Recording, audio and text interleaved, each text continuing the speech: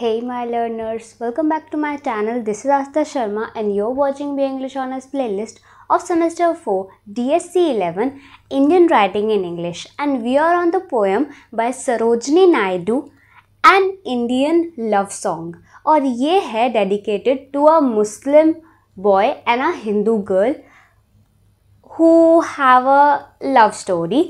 Like कि जो boy है वो अपनी बिलव्ड मीन्स द शी को, मीन्स यहाँ पर जो भी बॉय एंड गर्ल को डिस्क्राइब किया गया है वो ही एंड शी से डिस्क्राइब किया गया है.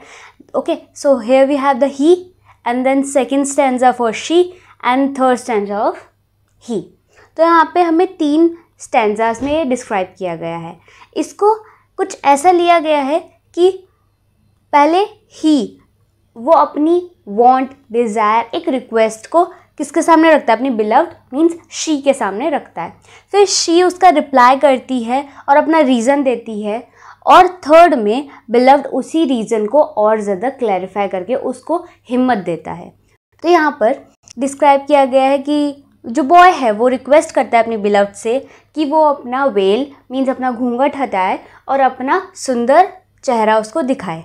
अब यहाँ पर जो वेल है वो उसके बाल हैं, ठीक है, और उसका जो फेस है वो उसके लिए चांद के समान है, ठीक है, चांद सा मुखड़ा है वो उसके लिए, और ये फील करता है और एकदम कहता है ना, जैसे कि उसको देखकर वो घबरा जाता है, नर्वस हो जाता है, बेहोश हो जाता है, लाइक फीलिंग लाइक कि he loved she so much that she got frightened and want her to किस.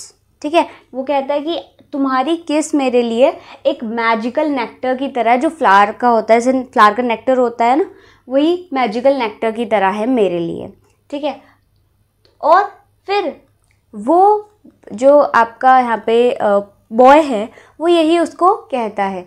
उसके रिप्लाई में जो शी है हमारी, जो उसकी बिलव्ड है, वो एक रिप्लाई करती है और इसका रीज़न देती है कि मैं ऐसा नहीं कर सकती, मैं प्यार नहीं कर सकती, ना मैं तुम्हें अपना चेहरा दिखा सकती हूँ.